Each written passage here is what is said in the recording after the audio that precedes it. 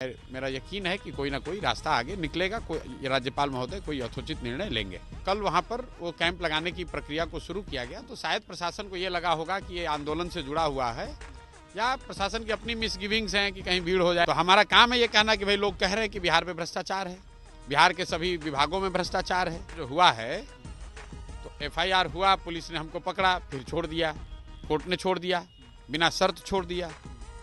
तो अगर 2 और FIR जो है पुलिस चाहती फिर हमको पकड़ ले, हम तो यहीं पे खड़े हैं, कहीं भागे तो है नहीं। हमारे साथ प्रशांत किशोर हैं। बीमार थे आप, इलाज चल रहा था, इलाज के बाद डिस्चार्ज होकर पाए हैं। तबीयत कैसी है आपकी? सबसे पहले ठीक है, अनशन जारी रहेगा? अनशन जारी है, 12 दिनों से आप अनशन जारी है। डॉक्टर ने कहा था आपको लेकर के कि उनकी तबीयत जो है बहुत ज़्यादा खराब है उस वक्त जब आप हॉस्पिटल में थे, और अनशन अगर लगातार जारी रहेगा तो उनकी तबीयत और ज़्यादा बिगड़ सकती है। हम ठीक है, वो उनका मेडिकल एडवाइस है, लेकिन चूंकि मैं 4 दिन अस्पताल में था तो ड्रिप वगैरह चढ़ाया गया है, तो अभी तो मैं ठीक हूँ।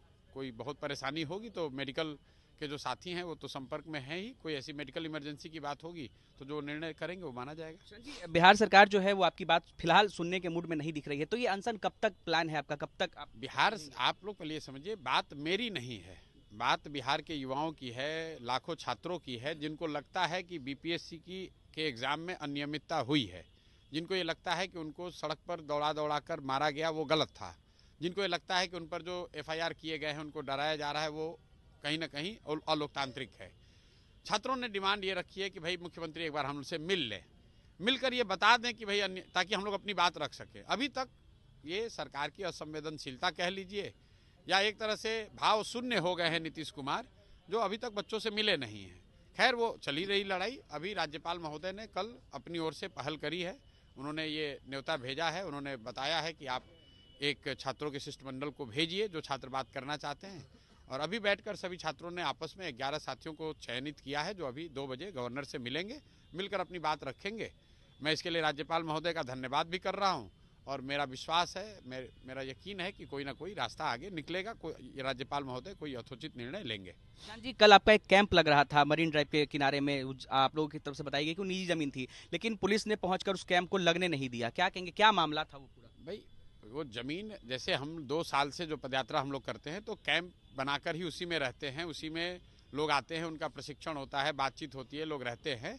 उसी व्यवस्था के तहत, चूंकि मैं पटना में हूँ, तो एक ज़मीन हम लोगों ने किराए पर यहाँ ले रखी है वहाँ के किसानों से, और कल वहाँ पर वो कैंप लगाने की प्रक्रिया को शुरू किया गया। तो शायद प्रशासन को ये लगा होगा कि ये आंदोलन से जुड़ा हुआ है, या प्रशासन की अपनी मिसगिविंग्स हैं कि कहीं भीड़ हो जाएगी। आंदोलन के लिए नहीं था भाई, वो जनसुराज का अपना पदयात्रा का कैंप है, वो तो ऑलरेडी एक पाटलिपुत्रा में लगा हुआ है, गांव-गांव में हम लोग लगाते हैं, यहाँ पर भी लगाना चाहते हैं। तो अभी प्रशासन ने लोगों को बुलाया है, जनसुराज के लोग भी गए हैं।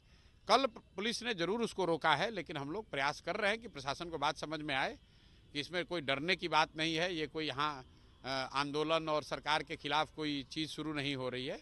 वो जनसुराज का अपना कैंप है, अपना हमारा जो तरीका है काम करने का, उसका हिस्सा है, उसको लगने दिया जाए। और वो प्राइवेट लैंड है, प्राइवेट लैंड पे सरकार को ये अधिकार नहीं है कहने का कि हम अपने घर में क्या करें। जी, BPSC ने कई लोगों को लीगल नोटिस भेजा है, उसमें कई सारे शिक्षक हैं, आपका भी नाम शामिल है, आपके ऊपर लीगल नोटिस? कोई महत्व नहीं है। आप लोग पत्रकार हैं, गांव में आप जाते हैं, लोग कहते हैं बिहार में बहुत भ्रष्टाचार है, तो हमारा काम है ये कहना कि भाई लोग कह रहे हैं कि बिहार में भ्रष्टाचार है, बिहार के सभी विभागों में भ्रष्टाचार है, बिहार में कोई ऐसा काम नहीं है जो बिना पैसा दिए आप कर सकते हैं।